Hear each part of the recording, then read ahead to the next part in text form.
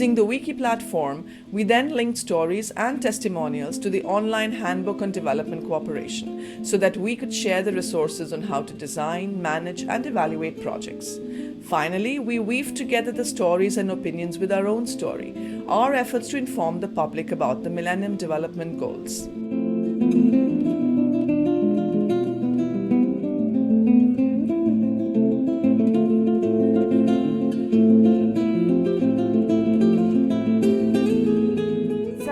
For the project you worked on, you wanted to communicate to the media, you wanted to provide them materials. How did the media react?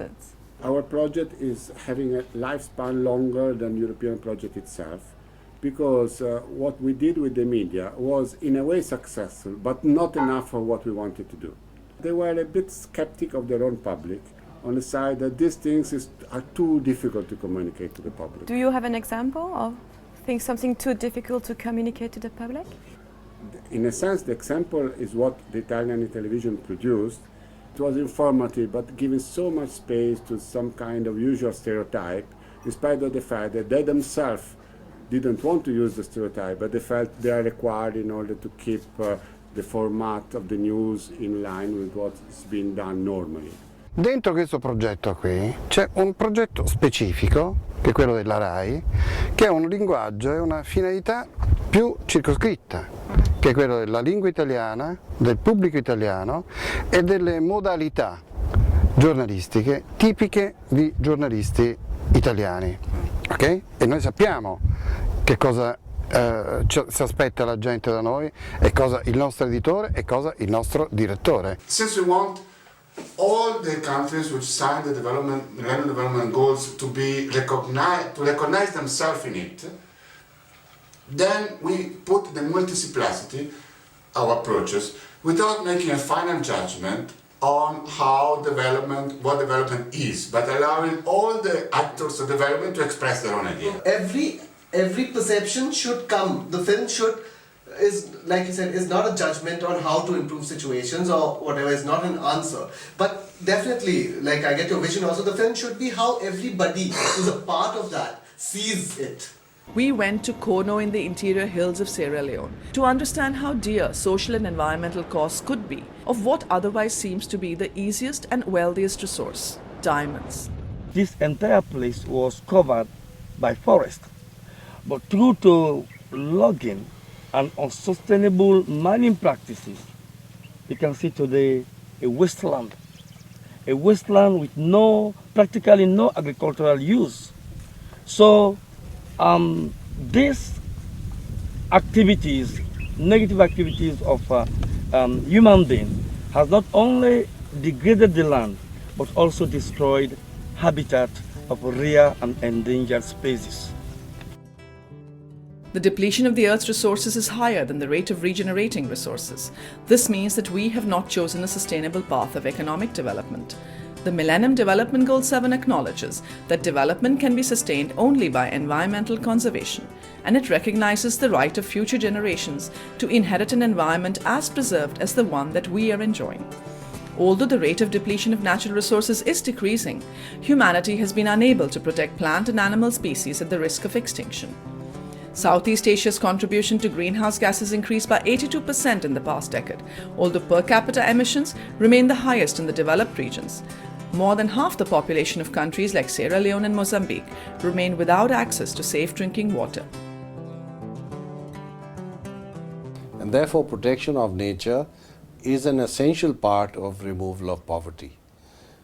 Unfortunately, environmental policies are only seen as the responsibility, let's say, of the Ministry of Environment and Forests. It is not seen as something that must be pervading the entire development scenario. Now, when you have a development project, there is no point in looking at an end-of-pipe solution. You have to look at it at the stage of design of the project itself. When you're designing a project, you've got to look at the environmental impacts and make sure that they are not harmful.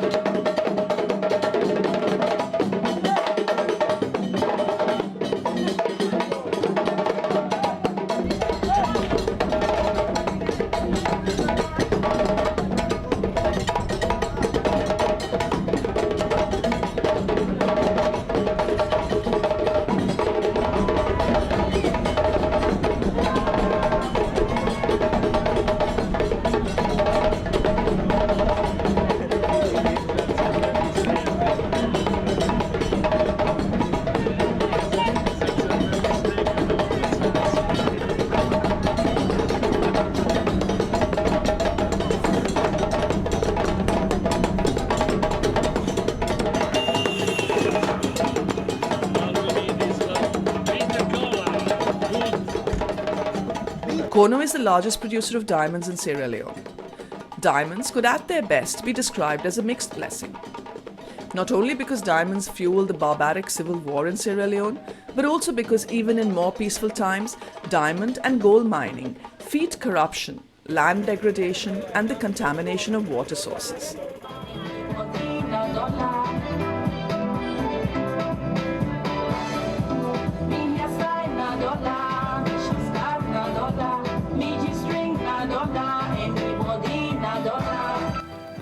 Yes, we have a new mineral act, that is true, but there are some flaws in that act because there is no strong emphasis on what should be done after mining activities by either mining companies or even the artisanal miners.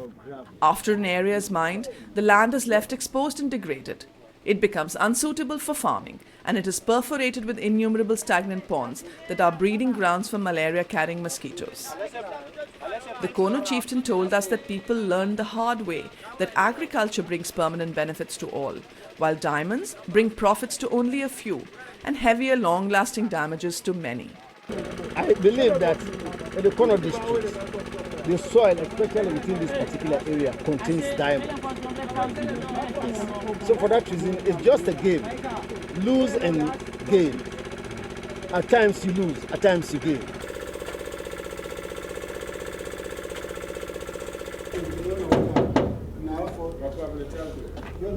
Nada.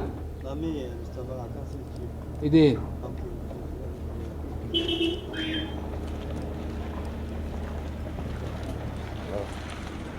Mining is dangerous because of the explosion. But when it comes to damage to the surface, artisanal and alluvial mining, in my opinion, cause more damage to the surface. Because if you put 300 people here to mine artisanal, after 3 months, they'll be way down there. I mean, everywhere will be holes. Now, whereas kimberlite mining is one spot, like the same pit where Coriolis is mining, that is the same pit they've been mining for many, many, many years. 2 pits, pipe 1, pipe 2. They just keep going, going, going. So it's one spot. Whereas alluvial mining or artisanal mining, they will mine here and they will mine there and they will mine there and they will mine there, and 6 months they'll be way out there and I mean, it's just holes everywhere. To me, that is more destructive. So where did the diamonds go? The diamonds. So today no work? No, you go no home? Success, no success. No success. Take care. Yeah, bye. Bye. Bye-bye. When decisions are centralized, it is easier for foreign companies to corrupt a minister and obtain permissions for greedy exploitation of resources. But as devolution of authority progresses, decision-making becomes more participated and policies start better representing the long-term interests of local communities. After mining, what do we do with the land? It was never spelled out. It is just now in the new Mines and Minerals Act that one has been captured. Now, any mining company that comes here, you also have to explain what will be your plan after your mining activity. The vast majority of the people actually are farmers. So we should be doing things that will promote farming. Good education, farming implements, mechanized farming, because if you want somebody to farm with a hoe, it's not going to be able to do that at a big scale. Poor local populations are still vulnerable to the predatory policies of big and rich global international players. What is required is that local communities are globally better networked amongst themselves, creating global alliances and sharing knowledge through digital networking tools that are now available and have compacted the whole world into one global village. But technology itself will not create a sense of world solidarity unless the new rural citizens are endowed with a culture of global responsibility. Mama Gelia, Kuyate Mama Gelia, Mama Geli Nakade, Diana de Mama Gelio.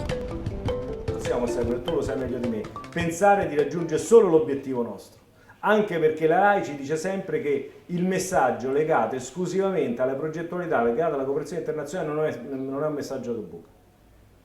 Allora, come già ho visto i primi video che sono stati fatti, credo che il grande lavoro, il grande sforzo, la grande responsabilità che abbiamo noi e tu in prima persona è quello di trovare un giusto mix, quello che dicevo prima, tra uno strumento che sia vettore anche di altri messaggi.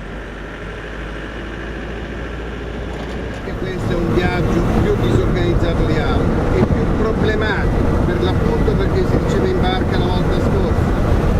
Sono due progetti che stanno uno dentro l'altro, sono realtà e linee operative, modelli di pensare il progetto molto diversi tra di loro, e stanno cercando di trovare un'amalgama. Questo tentativo si fa tutti i giorni. Io di questo. La valigia di papà. This is what I wanted to talk. Ecco appunto, a He said, proposito di ansia, no? Ecco, questa è una gran cazzata. Una cosa che La non, tua valigia! che non devono capitare, questa è un'altra stronzata. È caduta la tua valigia. Possiamo prendere appunto ridendo come fa Gori perché è brava. Io ammiro moltissimo. Ora la tua valigia che vola, come ti senti? Sì, con il passaporto e tutti i soldi dentro, mi sento benissimo. No, controllare chi lega sopra, devi sempre sapere di chi è la responsabilità, no? Se adesso mi sta legato. Jimmy put the bags? Yes. Dopo 20-30 giorni che siamo partiti per la prima volta, è il modo che testimonia come questa equipe qua dentro è parte di un progetto che comunque ha già una sua visibilità. There is this issue of compatibility. The way I walk might not be necessarily be the same with the way you walk.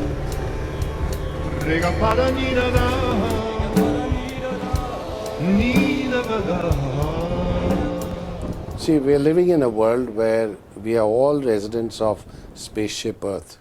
If something happens that is unfavorable in one part of the globe, it has unfavorable impacts on other parts of the globe. I think that desire to see that we must help our brothers, we must help other countries, even on the part of those countries which have benefited from colonialism, has now vanished. When I had the privilege of accepting the Nobel Peace Prize on behalf of the IPCC, in my speech I used the term Vasudev Kutumbakam, which is Sanskrit for saying that this universe is one family. I think that feeling has vanished. People don't believe that we are living on the same planet, we are part of the same universe, and therefore we should be concerned by every element of this universe. But then it seems that, everybody find a culprit somewhere else. Politicians would say, well, but the media do not understand. I mean, if we spend for something that the profit will come to the next generation, we will have the media against us because you say you are not tackling the fundamental economic indicators. The media people will say no, because the politicians, they just see for their next interest or the next step, so they give fault to each other. Surely there is this gap between, I think that somehow the top politicians, the top leaders, not everybody, of course, but they are realizing that the pattern is not sustainable. There should be longer time of investment. But they seem unable to do a change because their survival is based on short terms. And on the other side there is the public, which is used to think that politicians will not think about them and anyhow will not sponsor any kind of movement. We are now in the media section, we are working, so we are working on trying to bridge this distance. You have certain aspects in the Western culture that we also appreciate, like democracy is part of the Western culture. We are trying to learn the Western type of democracy. But also, you fail to understand that your society is a welfare society. The state do care for the kids. But us, the poor man in the farm, will have to go and sweat it out and take care of his kids. You'll have to provide food for the kid. It is not the responsibility of the government here. But in your own society, it is the state responsibility for the upbringing of the child. Other thing that you've done to our society, which some of these kids are trying to imitate, when you continue to pronounce the rights of the child. When some of us were coming up, when a child is born in any society, it is the responsibility of the community It's a communal responsibility. It is the community that takes care of the child. So you have to do everything to please the society, to please the community in which you are in. But today, the Western idea, the Western concept of the rights of the child has gone so down into the kids to an extent that if you do make an attempt to talk to this child when he or she misbehaves in the public, that child will seriously embarrass you. So you see the clash of culture. Along the North Atlantic coast of Sierra Leone, flanked by lush green hills, lie some of the most beautiful beaches of the world. Sierra Leone, one of the poorest countries in Africa, is still struggling to emerge from a decade of cruel civil war that ended in 2003 and left behind more than 200,000 orphans, thousands of amputees, a generation of psychologically disturbed child soldiers, and a failing healthcare infrastructure. Before the Civil War, many luxurious hotels existed along the beautiful beaches. They were surrounded by barbed wire and armed guards that kept the local impoverished communities away from the coastline. These beaches were part of the local heritage before local populations were dispossessed of their resources. You see the stones over there? There used to be a bridge that go up to that small island, and that island used to be rocky. One man by the name of Cosmos was hired by the proprietors of the hotel to break the stones on that island and create a helicopter landing. This is African Atoke village, and here is where they prepare all other food that is not on top of a grill. This place was bought by these Lebanese. They did nothing. They just buy the land and leave it. So they waited for the investors. When the investor came, they do no negotiation with the local people, because the local people sold it already to the Lebanese people for just small money. And the French people, they built. When the war broke, when it hit part of Freetown, the proprietors and the managers, they left. This place used to be very, very lovely. The DJ used to stay there. That's the DJ booths. And you have the drinks. This is the place where they sell the drinks. And then somewhere behind there, the white tourists, they like some play roulette, gambling. Such an unbearable gap between enterprises and communities was among the drivers of war. Now, after these hotels have been destroyed and peace has returned, the challenge is how to use nature as a resource for the empowerment and not for the subjugation of local communities. Then the idea came with this man, Mr. Hope. What is the idea? He said it is better for us to come together and work for the interest of the community. So definitely 4 of us supported, but the majority didn't support, because they said if we decided to come together, then they can never benefit what they used to have before. They've used to work for individual benefit instead of collectively. So with this, they are not satisfied. And moreover, they said we are lazy. Lazy guys always come with brilliant ideas. Here, the local village community started a successful venture on the village beach that it now manages in a spirit of solidarity. It was not really easy. We introduced the ideas to the others, to the general populace. It was very difficult. But we persuaded them. We go into several meetings, and then we decided to offer one out of 1,000 leons or 5,000 leons, we pay the sum of 500 leons to the organization. We are all rushing at the tourists. Everybody is fighting, come here, come to me, come to me. Well, some people are profit and some people don't profit. So we think and said, well, let's come together. The No. 2 River Beach Resort practices and promotes responsible tourism. That is, a tourism that has positive social, cultural and environmental impacts, and that protects human and natural assets. For tourists, responsibility means relating to the environment and the communities in a non-invasive manner. In this way, they are able to enjoy more rewarding human relations and experiences of contact with nature. and I am the president before. I have been my position like PRO in the community. I am an advising team. I like the work a lot this. So, but now for today we are very proud because for what we have done, people are coming from outside the world say, oh, here is paradise. You see, as you see the table and the chairs, we start with 3 of it, 3 tables, 9 chairs. And now we are boasting about 800 chairs, something like 500 tables. I bounce it over the garden wall. I bounce it over the garden wall. The association reinvests some of its profits into the resort, while 10% of the revenues are invested for the welfare of the village in the form of educational and health services. And we also spreading the community into other things, and we don't have no like Guma water as a well. We dig a well. Out of the well, we process it, and then we are drinking that water. We are living through that water.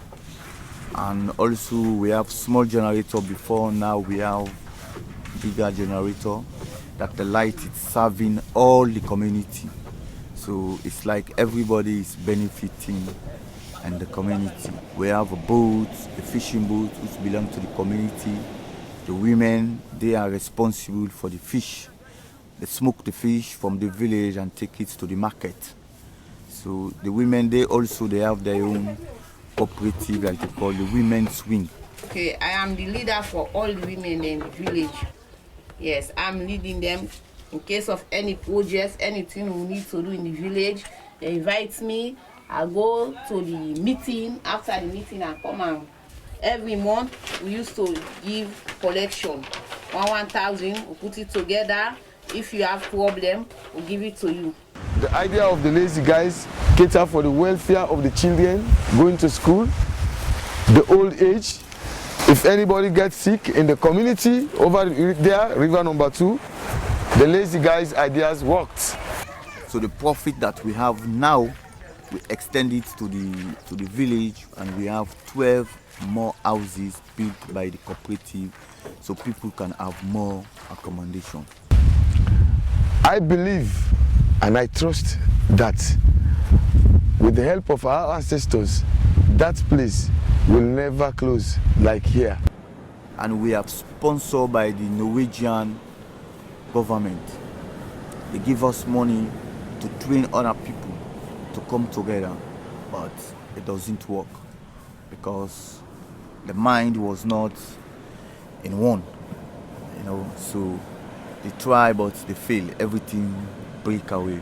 Because in this thing, if you want to have a good cooperative like this in your community, then you have to work very hard. You have to get patient. You have to forget about money in the first place. Then you have to work very hard, and you have to, patient among yourself. It will be some problems, but at least you should know how to settle it. The mistakes of the past could well be repeated, and for the sake of high short-term profits, social and environmental impoverishment of this wonderful land may happen yet again.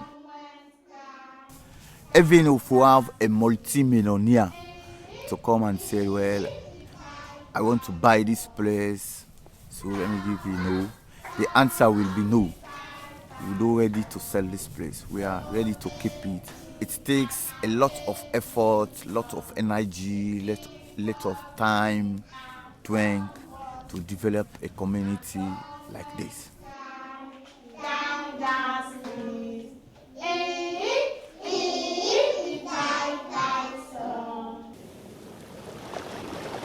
Però vedi, una delle cose un po' tristi dell'Occidente oggi è che le persone sono piuttosto lontane dalla vita morale e per cercare di farsi vedere morali diventano moralisti parlando male degli altri.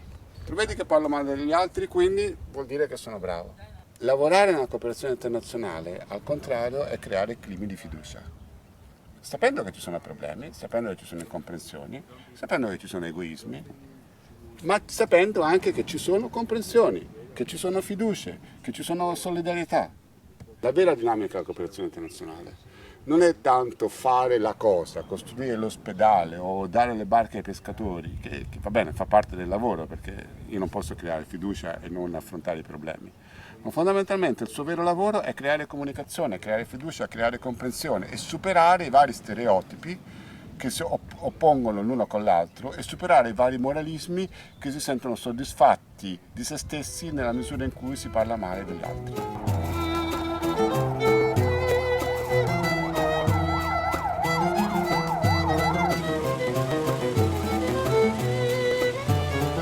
Peaceful sharing of water resources is the principal form of cooperation within any community. But control on water resources is also the prime source of economic and political power. In the Middle East, water has always been scarce and precious. And now that growth and development have exponentially increased the demand for water, the major policy challenges are around ensuring cheap and accessible water for the entire population and avoiding the misuse and wastage of water. The European Union supported the Syrian Water Authority in improving its water and sanitation facilities and services. Most of the work is actually to do with assisting with the commercial improvements so that bills are issued on time and collected, help people deal with the actual customer and improvements. But we have this additional part where we are very interested in how the public interact with the water. احكيلي انت وقت طلعنا على المسرحيه شو كان دورك بالمسرحيه؟ كان دوري انه الصبي كان مستهتر بالمي ما عم يحس بمسؤوليته فكان حارب كثير من القرى بسبب بس هدره. مشاركه بحمله ترشيد المياه اللي عملناها. نحن بالتنسيق معهم مع عده اجتماعات وحوارات اقروا بالاتفاق مع عده مدارس موجوده منهم مدرسه بنات الاجيال للمشاركه بمهرجان. المساجد العظيمة في العالم الإسلامي ويعتبر الحمد لله بعد المسجد الأموي من المساجد الهامة في دمشق. We visited the Damascus Mosque, where the Imam had organized the recycling of ablution water to irrigate a big garden in the mosque premises. أساس الصناعة وأساس الزراعة وأساس الحياة البشرية قائم على استهلاك هذه النعمة ألا وهي الماء. وقد حثنا الله سبحانه وتعالى على الحفاظ على هذه النعمة الجلة. So the people when they wash for pray, then the water go to this tank, and through this tank go through pump and then filter, and after the filter we have the irrigation system which irrigate the garden wastewater, and we store it in tank, and then we pump this water after we filter the water to the irrigation system. In addition to that, they're looking at other areas of Syria where the European investment can support Syria in its development needs.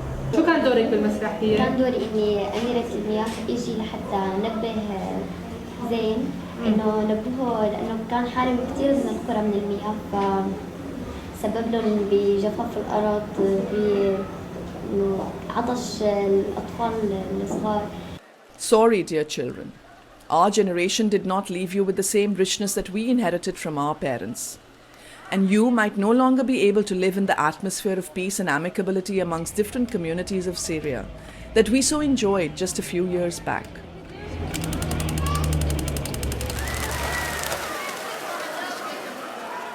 We can speak of the environment in the sense of nature, but we can speak also environment in the sense of the human relationship climate.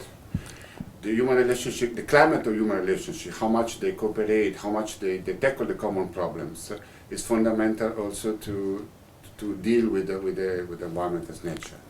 So we need to look to a different kind of knowledge, Right. which is not just technical, scientific, like the kind of things that you Sure, go to school, but something that involves the human element. Yeah, we have to understand the impacts on society. And I think this is where we have to now bring about an understanding, even when it comes to the Millennium Development Goals. we have each of these identified goals, but they actually overlap. They should come together. You cannot deal with them separately, and you need integration across the board. This is where I'm afraid both the international system and national governments have failed in bringing about proper integration across all the MDGs.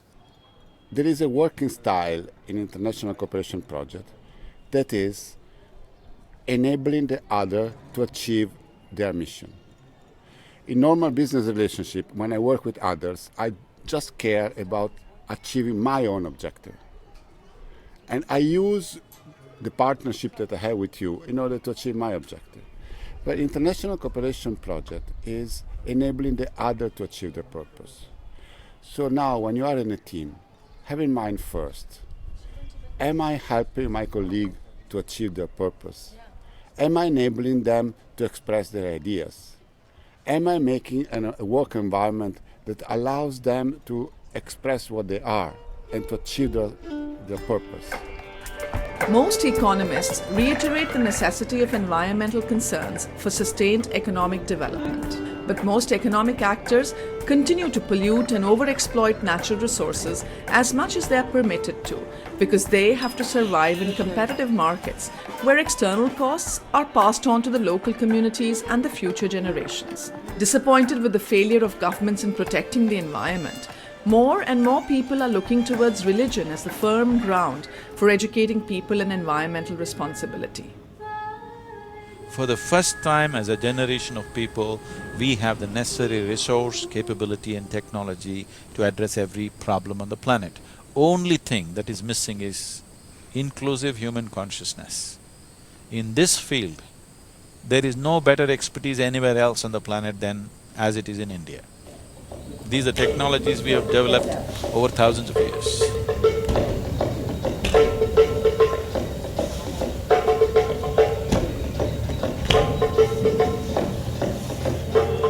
Project Green Hands is a model ecological initiative started by the Isha Foundation under the guidance of Satguru, a Hindu religious teacher.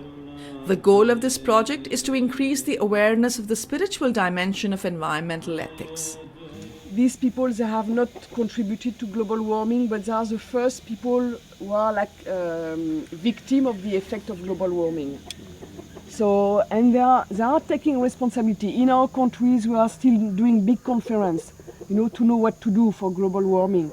Here, they don't spend time talking, they are just doing. I decided that whatever I do in my life, it will be something related to conserving what this planet is having, what is the wealth of this planet. We should be able to conserve it.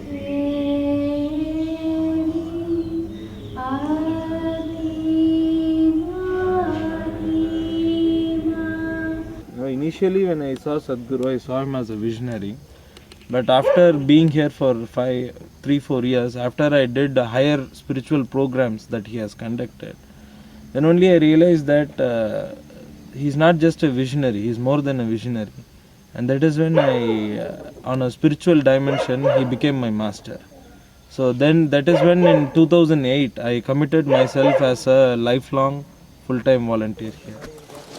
The Isha Foundation aims at increasing the green cover in the southern Indian state of Tamil Nadu by as much as 10%, especially along the seaside, so that the risk of calamities like tsunami and cyclones is reduced. We had a big pickup full of saplings, and we were going from one place to another with this car and stopping there and then jumping out of the car, taking saplings and going there, and people were coming.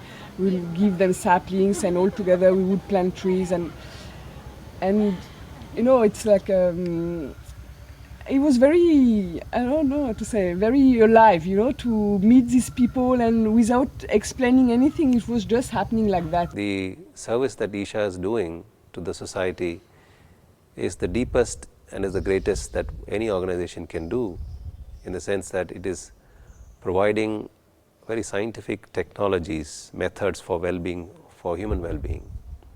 When such an organization is working at such a large scale in transforming people's life, I thought it's best to be part of this organization and render my service in the objectives of the organization. Over 2 million volunteers of the Isha Foundation have planted around 9 million trees in Tamil Nadu. The Indian government has awarded Project Green Hands the Indira Gandhi Paryavaran Puraskar, the highest award given to organizations and individuals for their contribution towards restoring and protecting the environment. People keep asking me that I'm an ecologist or this or that, like I was at the Davos, the World Economic Forum. When I went there, one of the questions that somebody came and asked me is, "Oh, you are an amazing tree planter, aren't you?" I said, "No, I'm not a tree planter." And they asked, "What do you do then?" Then I said, "Well, we have planted millions of trees, but I'm not a tree planter." Then I asked, "What do you do?" And I said, "I make people flower." Because that's the most important thing, that human nature flowers into its full depth and dimension.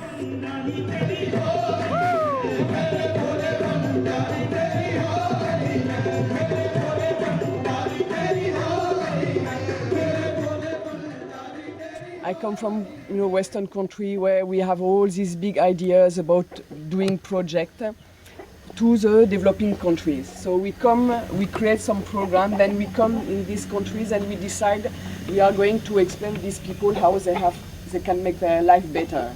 These are big ideas, from the West. And I think this is not working, this is not the way of doing things. These people, they live here, they have seen their place, becoming degraded, their life has become degraded, so they know something is going wrong. And I did not understand at that time why, but these people have decided to do something for their life. And they have to take responsibility for that and they will make it happen. In 2008, when the recession began in the month of September, in January I was in Davos, and one of the topics, recession had hit and people had lost money. So these are the leaders, economic leaders. Well, these 2,000 people manage almost 80% of the world's economy. And many of them are looking very depressed. And one of the topics that they gave me to handle there was recession and depression. So I was just talking to them and I was telling them, recession is bad enough, do you need to be depressed also? Then they said, how not to be depressed, we lost billions of dollars. So, then I was telling them this aspect. Why I'm saying this is because it's very relevant even today, and unless we address it, there'll be no solution. See, the way we have structured our economy right now is, the way the economic engine is driving right now is, if it does not work, we'll be depressed. If it works, we'll be damned. Why I'm saying this is, today, Living Earth, that group, Living Planet or Living Earth, that group, what they're saying is, if all the 7 billion people on this planet achieve the kind of lifestyles that an average American citizen has, we need 4.5 planets to live on. So we don't have 4.5, we have only one. So the way we have structured the economic module is, if it does not work, we'll be depressed. If it works, we'll be damned. I think it's better you are depressed. We traveled together in the bus and I don't know what, something magic happened in that trip where we spent the whole trip talking together, without language. See, the beauty of this culture is just this. That means, if you're born in this culture, you're supposed to be a natural seeker. A seeker means, what it means is, you're seeking truth, the ultimate truth of nature. Well, the Vedas have already said it, the Gita has said it, Bible has said it, any number of scriptures have said it, any number of sages and saints have said it. Messiahs and sons of gods have been born in this country in, many dozens of them. But though all of them have said it, the individual has the right to seek. He need not accept anything that anybody has said. We respect all of them, we revere all of them for who they were. But for me, I have to seek.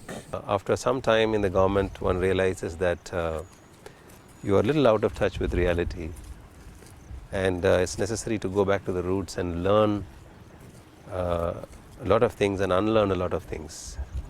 When you are in touch with people, you're actually able to see their conditions and realities, and your policy formulations gets much more realistic. Do you think that, do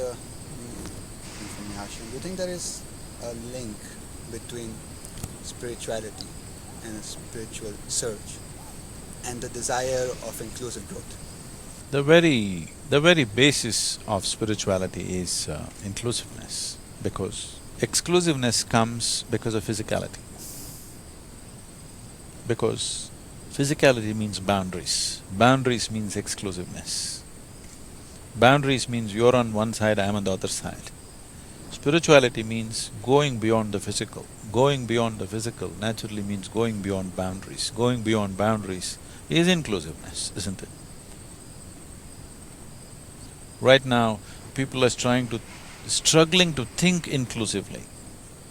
That struggle is not needed. If your experience of life becomes absolutely inclusive, that is a spiritual process. I decided to stay. And at first I said, okay, I'm going to stay for 1 year with this project, and I don't bother anymore whether I'll go back or I'll stay and so on. I just stay there for this project for 1 year. And I started volunteering, and okay, you know, now it's like 5 years I've been here, and I've been full-time volunteering on this project.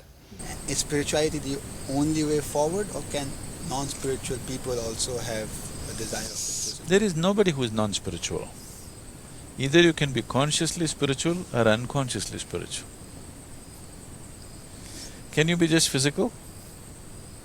There are other dimensions to who you are, isn't it? Yeah, I mean, some Yes, people do believe. you may… it's not about believing. You may be aware of it, you may not be aware of it. But physical is something that you gathered over a period of time, is that so? Whatever you gather can be yours, but it can't be you. Yeah, What you collect can be yours, but it can never be you, isn't it? So, right now you sit here on this stone and then you say, this is my stone. After some time, if you sit here long enough, you say, this is me. That's madness, isn't it? But that's what is happening with your body and your mind. Whatever you collect, whatever you accumulate can only be yours, it can never be you. If you get out of that foolishness, if you get out of that illusion, then you're spiritual. So am I spiritual or not? Everybody is spiritual. Some are consciously there, some are unconsciously there. Whatever you're not conscious of does not exist for you. That's a problem with life. Spiritual process means to ensure that everything that this is, you're aware of. That you don't want to leave this piece of life unexplored. You want to know it through and through. That's spiritual process.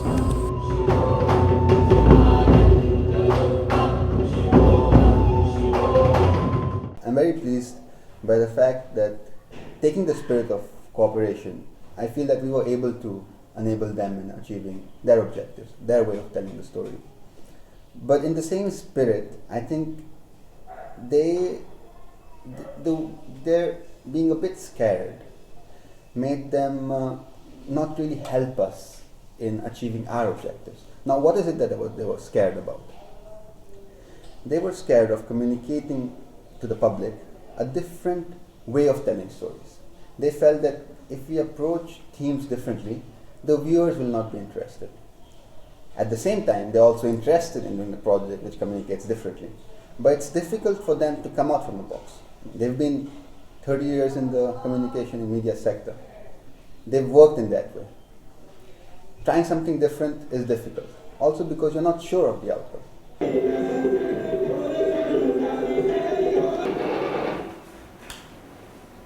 Seppur forse bisognerebbe evidenziarlo in maniera migliore, però il messaggio lo dà finalmente. Guardate che non è un problema, l'India non è un problema a sé, l'Africa non è un problema a sé, il problema è planetario e voi occidentali non fate finta di non capirlo, perché già vi sta coinvolgendo e non è chiudendovi che risolvete il problema, perché il problema vi è investito, ora bisogna affrontarlo.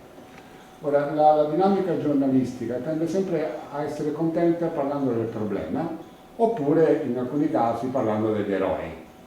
Ma la dinamica progettuale sfugge. Però sai che c'è, Stefano?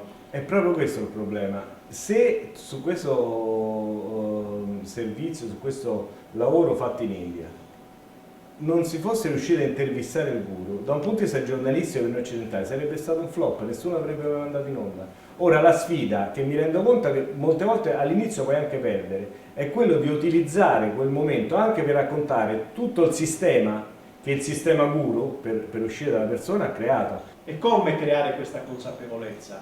Questa è la domanda di fondo che bisogna porsi nel concludere i video. I get equally impatient with journalists who do an exposure, for example, of child labour in the garment sector in Bangladesh or Cambodia. And great, you've got your front cover, you've got your story, but actually what you've done is you've displaced those children. Great, you've got them out of the garments factories, but where have they gone? You haven't addressed their crippling poverty or their need for an income. They've gone into tanning and leather industry, they've gone into ceramics, which are far harder chemicals, far more hazardous, and in the worst instances they've gone into sex work. And you see that with, you know, booms and blips in HIV/AIDS infections among sort of 13, 14-year-olds, where they've been displaced from a semi-informal economy. So as a journalist, it's about responsible reportage. It's not about hitting your target, the Cokes and the BPs and the Nikes and Reeboks of the world. It's actually about embedding and making a difference and thinking responsibly, okay, who's going to pick up the pieces from that action? Our reportage has achieved this, but it needs to go a step further. Wilma stayed on in Sierra Leone after we left, and she produced a documentary film called La vita non perde valore, about the work of Father Berto, an Italian priest who started a movement for assisting in reintegrating children forcibly recruited by rebels, for orphans and for amputees. The film was received well by critics, and Wilma decided to change her profession and start a new life as a filmmaker and a freelance journalist. George continues to live in Number 2 Village and manage the community tourism project, resisting so far all invitations to travel abroad. The community recently constructed a new school for the older children that no longer have to walk every day for 10 kilometers to reach the high school in the neighboring village. Osman is dividing his enthusiastic and dedicated energy between social work and responsibilities as a priest of his church.